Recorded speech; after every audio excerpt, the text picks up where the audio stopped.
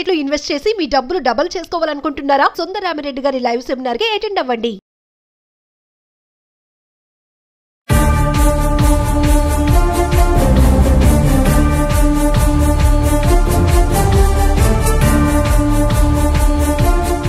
నమస్తే, welcome back to Suman TV. Present మనతో పాటు ఉన్నారు అనలిస్ట్ మందర్ కృష్ణారెడ్డి గారు. నమస్తే సార్. నమస్తే అమ్మ. సార్, మరి బంగారం ధరలు చూసుకుంటే మనం రోజు వీడియో చేస్తున్నాం గోల్డ్ రేట్స్ పైన. మరి ఇప్పుడు 24 క్యారెట్స్ గోల్డ్ 1,14,000లో ఉంది. మరి వెండి బంగారం పక్కన పెడితే వెండి అయితే దూసుకెళ్ళిపోతుంది, 1,48,000లో నడుస్తుంది. ఎందుకు ఇంత ఇలా అంటారంటే, మీరు చాలా వీడియో చెప్పారు ఈ పెరగడం తగ్గడం అనేది మన చేతిలో ఉండదు అని చెప్పేసి. అంటే ట్రంప్ తీసుకున్న నిర్ణయాలు ఈ రేటు పెరగడానికి కూడా ఏమన్నా మ్యాచెస్ ఉన్నాయా అంటే? వెండి గురించి అందరికన్నా ముందుగా మనమే చెప్పాం. ఫస్ట్ మనమే చెప్పాం, ఫోర్కాస్ట్ చేసాం. బంగారం కన్నా ఎక్కువ పరుగులు పెట్టబోతుంది వెండి. భవిష్యత్తులో వెండి ఒకవేళ బంగారం అంతా ఈక్వల్గా రేట్ వచ్చినా కూడా ఆశ్చర్యపడాల్సిన, ఒక 5-10 ఏళ్ల లోపల ఇంకా ముందరే రీచ్ అవుతుందో కూడా చెప్పని పరిస్థితి. ఎందుకంటే వెండిని ఓన్లీ పాత్రల కోసం, దేవుడికి సంబంధించిన విగ్రహాల కోసం కాకుండా వెండిని ఇవాళ ఎలక్ట్రిక్ వెహికల్స్, ఎలక్ట్రానిక్ వెహికల్స్ ఏవుతున్న వెహికల్స్లో వాడుతున్నారు. ఎలక్ట్రానిక్ వెహికల్ లోపల ఒక్కొక్క వెహికల్లో 70 కిలోల వెండి వాడాల్సిన పరిస్థితి ఏర్పడుతుంది. అలాగే సోలార్ ప్లాంట్ లోపల వాడుతున్నారు, కొన్ని రకాల ఔషధాల్లో వాడుతున్నారు. ఈ మధ్య దాని వినియోగం ఎక్కువైపోయింది. లక్షల వెహికల్స్ తయారవుతున్నాయి. అంటే 1,00,000 × 70,000 వేసుకోవాలి. 5 లక్షల వెహికల్స్ తయారవుతాయి. 70 కిలోలు వేసుకుంటే ఎన్ని టన్నుల వెండి కావాల్సిన పరిస్థితి ఏర్పడుతుంది.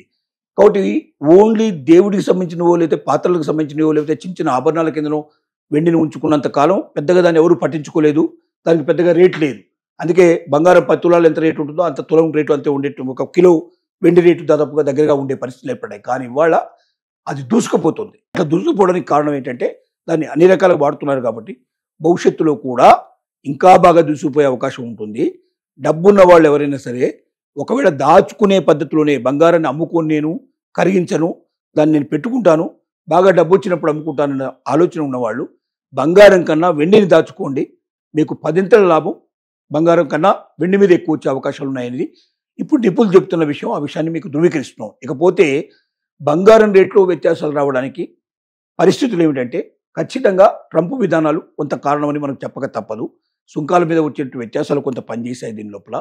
తర్వాత అనిశ్చితి పరిస్థితి ఒక రకంగా, ఎందుకంటే ట్రంప్ తీసుకునే నిర్ణయం ఏ రోజుకి ఏ నిర్ణయం తీసుకుంటాను లేకపోవడం వల్ల స్టాక్ మార్కెట్ ఊగిసలాడుతున్నాయి.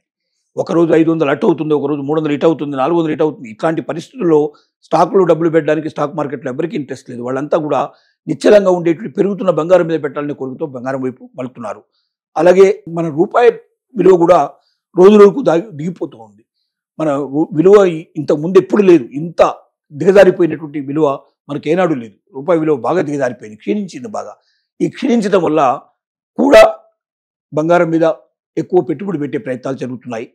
అలాగే మనకు ఒక స్టాక్ మార్కెట్లు ఇవి కాకుండా డాలర్ కూడా పతనం అయ్యే పరిస్థితిలో ఉన్నది. కాబట్టి దాన్ని కూడా ఒక రకంగా కారణంగా తీసుకోవచ్చు. యుద్ధాలను కూడా ఒక రకంగా కారణాలు తీసుకోవచ్చు. ఇలా రకరకాల కారణాల వల్ల ఇది జరుగుతుంది. ట్రంప్ విధానాలు కొంతవరకు డైరెక్ట్ కాకపోయినా ఇండైరెక్ట్ ట్రంప్ విధానాలే మొత్తానికి కారణం అని చెప్పి కూడా చెప్పడానికి కొన్నింటికి కారణాలు అవుతాయి, ఇంకొన్నేమో ఆటోమేటిక్గా వచ్చినటువంటి కారణాలు. ఏది ఏమైనప్పటికీ ప్రస్తుత పరిస్థితి బంగారం పరుగులు పెట్టే పరిస్థితిలో కనబడుతుంది. వెండి అంతకన్నా ఎక్కువగా పరిగెట్టే పరిస్థితి ఏర్పడుతుంది. తెలివైన వాళ్ళు వెండిని అందుకొని బంగారం కన్నా ఎక్కువ లాభాన్ని ఆర్జించే అవకాశాలు పుష్కలంగా ఉన్నాయి. ఫైనల్ ఒక విషయం చెప్పండి. మరి దివాళీ వస్తుంది. దివాళీ అంటేనే ఖచ్చితంగా పండగలు అంటేనే బంగారంతో ముడిపడి ఉంటాయి కదా. మరి పండగల టైం కదా, ఏం తగ్గే ఛాన్స్ ఏం లేవంటారు. వాళ్ళు తగ్గితే ఎంతవరకు తగ్గొచ్చు అంటారు? తగ్గడం చాలా కష్టమే. బంగారం అంటే దీపావళి వరకు అయితే పెద్దగా తగ్గకపోవచ్చు. తగ్గినా 500, 1000 రూపాయలు తగ్గి మళ్ళీ 1000, 2000 పెరిగే అవకాశాలు ఉన్నాయి. కాబట్టి దీపావళి వరకు కొనుక్కోవాలనుకున్న వాళ్ళు, పండుగల వరకు కొనుక్కోవాలనుకున్న వాళ్ళు మాత్రం డబ్బులుంటే అప్పు చేయకుండా, ఇంట్లో వాళ్ళని బాధ పెట్టకుండా, నిజంగా అవకాశం ఉంటే తీసుకుంటే బంగారం తీసుకున్నా వెండి తీసుకున్నా తప్పులేదు. దాన్ని మీరు ఆ రకంగా పెట్టుకుంటే ఆభరణాల రూపంలో కాకుండా, ఎందుకంటే ఆభరణ రూపంలో ఏమైతే మీకు 22 క్యారెట్స్ అయిపోతుంది.